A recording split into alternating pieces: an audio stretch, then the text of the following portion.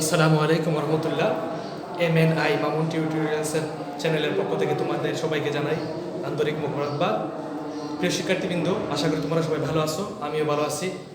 আজকে তোমাদের কেমিস্ট্রি পর্যায় সারণী সম্পর্কে কিছু আলোচনা করব। তোমরা আশা করি সুন্দর করে ক্লাসটা দেখবে। তাহলে পর্যায় সারণীর যে পর্যায় কীভাবে আমরা বের করব, তারপরে আমরা গ্রুপ কীভাবে নির্ণয় করব, তার সম্পর্কে যার যার জটিলতা আছে ইনশাল্লাহ কেটে যাবে। পর্যায় সারণী পর্যায় এবং গ্রুপ বের করতে হলে আমাদের একটি ক্রম মুখস্থ করতে হবে। শিক্ষার্থী বন্ধুরা, তোমরা লক্ষ্য করো, ক্রমটার দিকে লক্ষ্য করো। S S PS PS S S PS PS D PS DPS DPS F D PS F D PS. এই ক্রমটা তোমাদের মুখস্থ করতে হবে। শিক্ষার্থী বন্ধুরা লক্ষ্য করো, এস এস দুইবার করে বলতে হবে, S S PS PS DPS DPS FDPS FDPS. শিক্ষার্থী বন্ধুরা তোমরা লক্ষ্য করো, দুইবার করে বলতে হবে তোমাদের, S S PS PS DPS DPS FDPS FDPS.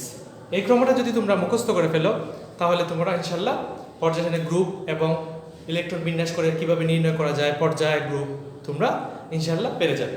শিক্ষার্থী বন্ধুরা লক্ষ্য করো, তাহলে এসপিডিএফ এগুলোর নাম আগে শিখতে হবে তোমাদের। এগুলা কি? এগুলো হলো অরবিটাল। মানে এসপিডিএফ হলো অরবিটাল। এক একটা অরবিটালে কতটি ইলেকট্রন ঢুকে তা আমরা বের করব। এখান থেকে আমরা দেখবো ইনশাআল্লাহ। তোমরা লক্ষ্য করো, এস এর নাম্বারিং আমরা যখন করব, নাম্বারিং যখন শুরু করব, এস এর নাম্বারিং আমরা 1 থেকে শুরু করব, পি এর নাম্বারিং আমরা 2 থেকে শুরু করব, ডি এর নাম্বারিং আমরা 3 থেকে শুরু করব, এফ এর নাম্বারিং আমরা 4 থেকে শুরু করব। ইলেকট্রন সংখ্যা আমরা যখন নেব,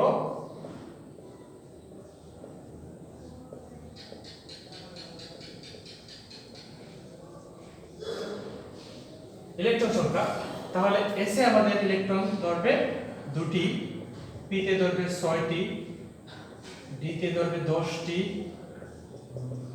এফ এ ধরবে 14টি। শিক্ষার্থী বন্ধুরা লক্ষ্য করো, প্রতিটা অরবিটালে ইলেকট্রন সংখ্যা কতটি ধরবে তা সম্পর্কে আমরা জানবো।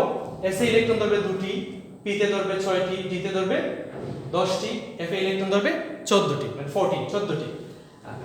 এই ক্রমটা নির্ণয় করতে হলে আমাদের নাম্বারিং শুরু করতে হবে। এস এর নাম্বারিং আমরা 1 থেকে শুরু করব, পি এর নাম্বারিং 2 থেকে শুরু করব, ডি এর নাম্বার আমরা 3 থেকে শুরু করব এবং এফ এর নাম্বার আমরা 4 থেকে শুরু করব। শিক্ষার্থী বন্ধুরা লক্ষ্য করো, আমরা এস এর বলেছিলাম 1 থেকে শুরু করব, তাহলে 1s 2s 3s 4s 5s 6s 7s 8s। আমরা এস এর নাম্বারিং করে ফেললাম। শিক্ষার্থী বন্ধুরা তোমরা ভালো করে মনোযোগ সহকারে দেখবে, তাহলে ইনশাআল্লাহ সহজ হয়ে যাবে, তোমাদের ক্রম নিয়ে আর কোনো দ্বিধা থাকবে না। এখন আমরা পি এর নাম্বারিং শুরু করব, পি এর নাম্বারিং 2 থেকে শুরু করব। আমরা এখানে পেলাম 2p, তারপর দিয়ে দিব 3p, এরপরে আমরা দেব 4p 5p 6p, এখানে দিয়ে দেব আমরা 7p। শিক্ষার্থী বন্ধুরা লক্ষ্য করো, আমরা p নাম্বারিং করে ফেললাম। এখন আমরা ডি অরবিটালের নাম্বারিং শুরু করব। ডি অরবিটালে 3 থেকে নাম্বারিং শুরু করব। এখানে ডি অরবিটাল নাই, এখানে আছে একটি, তাহলে এখানে 3d, এখানে আছে একটি 4d 5d 6d। তাহলে আমাদের ডি অরবিটালের নাম্বারিংটা শেষ করে ফেললাম। এখন আমরা এফ অরবিটালের নাম্বারিং শুরু করব 4 থেকে। তাহলে এদিকে নাই, এদিকে নাই, এফ এদিকেও নাই, এখান থেকে শুরু 4f 5f। শিক্ষার্থী বন্ধুরা লক্ষ্য করো, আমাদের নাম্বারিং ক্রমের নাম্বারিং করা হয়ে গেল। এখন আমরা ইলেকট্রন কোন অরবিটালে কতটি ইলেকট্রন প্রবেশ করে তা আমরা ঢুকাবো। দেখো এস অরবিটালে কয়টি ইলেকট্রন নিতে পারে? এস অরবিটালে দুটি ইলেকট্রন নিতে পারে।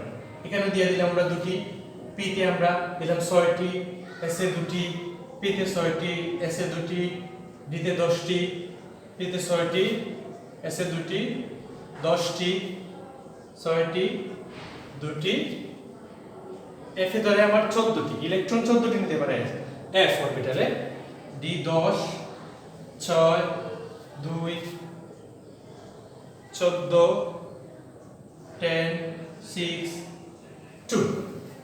শিক্ষার্থী বন্ধুরা, তোমরা লক্ষ্য করো আমাদের ইলেকট্রন বিন্যাস করার সময় আমরা যখন ক্রম নিয়ে দ্বিধাতে থাকি, তখন এই ক্রমটা যদি তোমাদের জানা থাকে তাহলে তোমরা নির্দ্বিধায় ইলেকট্রন বিন্যাস করতে পারবে। যেমন এটা আমি একটু মুছে দিচ্ছি, তোমরা এটা খেয়াল করে দেখবে। আমরা যদি সাধারণতভাবে যে একটা মৌল নিয়ে নেই সোডিয়াম, আমরা নিয়ে নিলাম সোডিয়াম। সোডিয়ামের যদি আমরা ইলেকট্রন বিন্যাস করি তাহলে দেখব আমরা সোডিয়ামের ইলেকট্রন বিন্যাস 11, তাহলে 1s2 2s2 2p, এখানে হলো 2 2 2 4 4 8 6 10 10 8 2 12, আমরা এখানে একটা নিয়ে নেব, তাহলে আমাদের 11টা হয়ে গেল। 1s2 2s2 2p 6 3s1।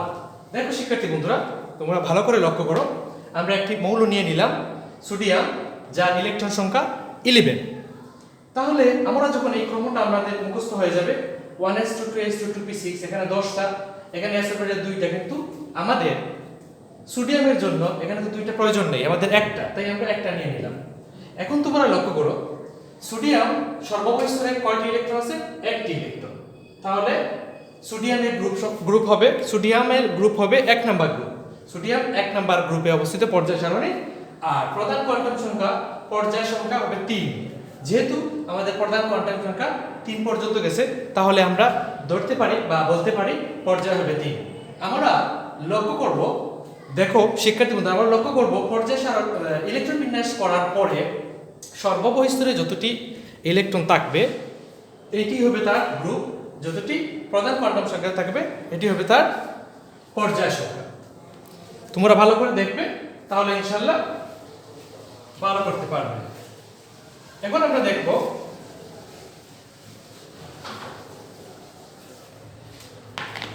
দেখব ক্লোরিনের ইলেকট্রন বিন্যাস। শিক্ষার্থী বন্ধুরা লক্ষ্য করো, ক্লোরিনের ইলেকট্রন বিন্যাসে আমরা দেখব 17, তাহলে 1s2 2s2 2p 6 3s2 3s2।